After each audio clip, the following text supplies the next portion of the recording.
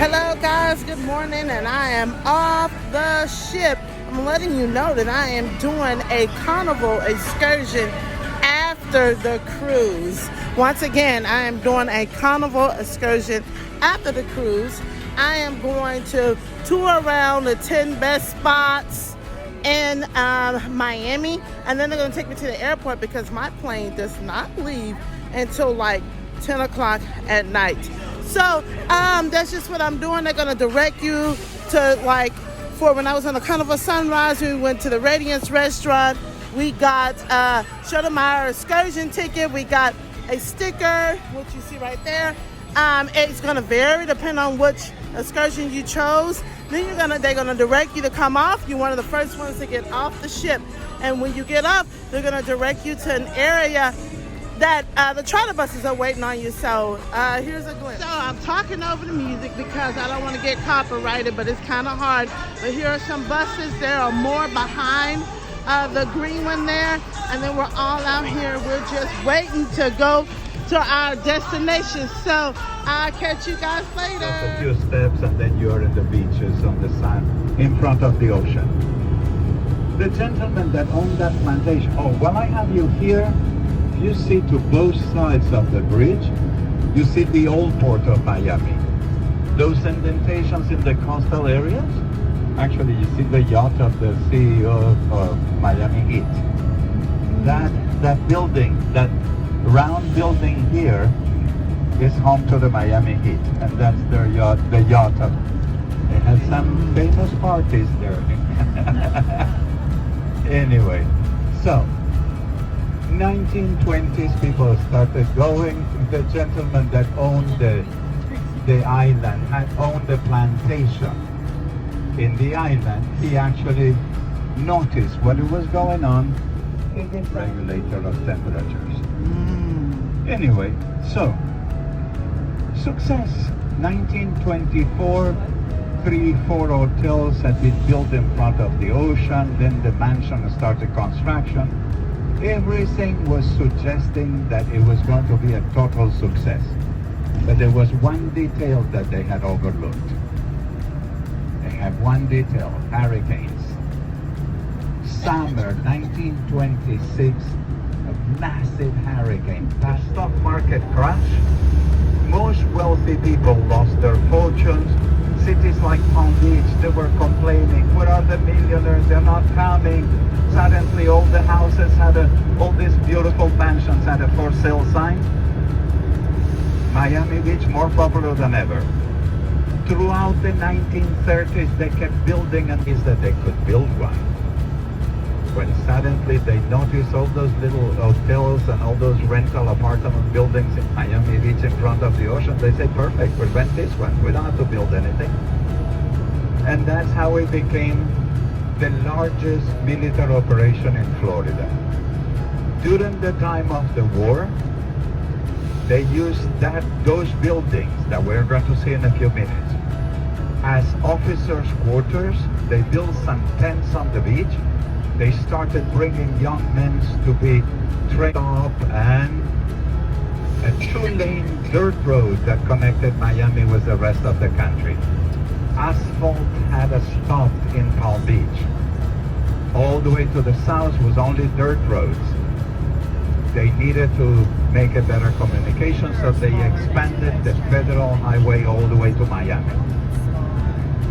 In that moment, they needed to bring warships to Miami, but the port of Miami was all the way down there. The ships are big, the bay is so shallow. They waited for high tide, tried to cross the bay. Half of the time they missed the point and they got stuck in the sand. So they decided to dredge this canal. This canal that we're traveling next to was actually done during the time of the war. And imagine that. They started pulling sand and coral from the bottom of the bay. They push it to the side, they push it to the side, they push it to the side. We ended up with 10 ugly mounds next to the canal. Years later, they say, what to do with those 10 ugly mounds? Well, let's give Miami a new port. That's how that island was born in the post-war years. That's why it was That island was completed in 1962. Okay? Now during those days, they also needed to teach young men to be pilots. But in Florida, we had no airports. In Florida, we had the airplanes that land in water. We have plenty of that. Miami had an airline that was a small, but it had a big name. It was called Pan American World Airlines.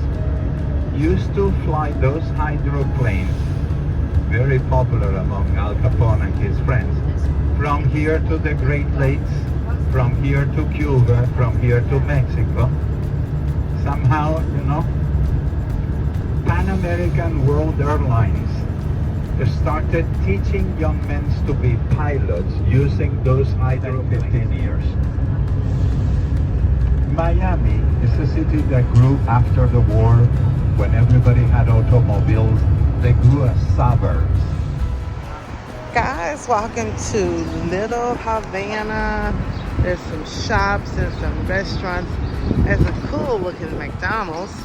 As you can see there, again, this is Little Havana. So welcome, guys, welcome. Guys, look at that. There's a rooster and he just said cock-a-doodle-doo. And I missed it. Hello, little fella. Hello. Guys, this is what they call Domino Park. I also have famous names down on the sidewalk as well of celebrities. Yeah. Welcome to Domino Park, guys. Look at that. They come here and they play dominoes. Isn't that neat, guys? Domino Park. They gave double page to this boutique. This boutique, who also has those, he has the kind of clothing that we wear in the tropics. Linen shirts and pants and cool hats and, that kind of things. But not the best models, is it? Oh. Used to be skinny. Anyway, when they did the book, they gave double page to this boutique, who has ladies' clothing too, and they put a picture of Big Papa. Needless to say, ever since he's been immortalized in the book of Little Havana, his ego's gotten double page.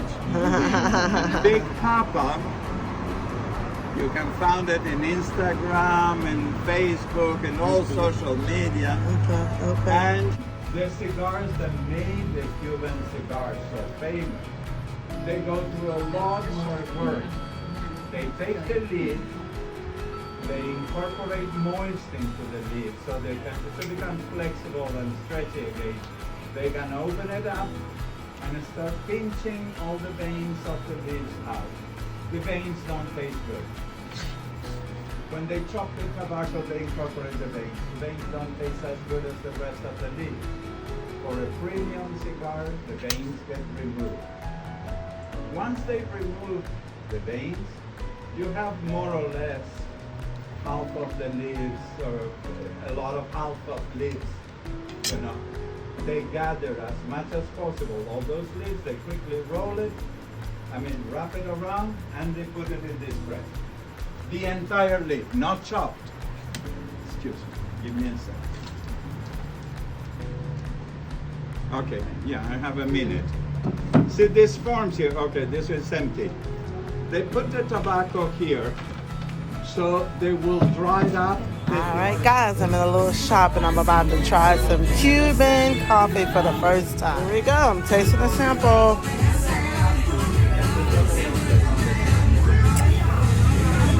Strong, but it's really, really good. Hello guys, I arrived into the bus terminal at Miami International, and Delta and Spirit has your own check-in on one side, and then on the other side is the rest of the airlines where you can go and you can check in. This is the bus depot at the Miami International Airport.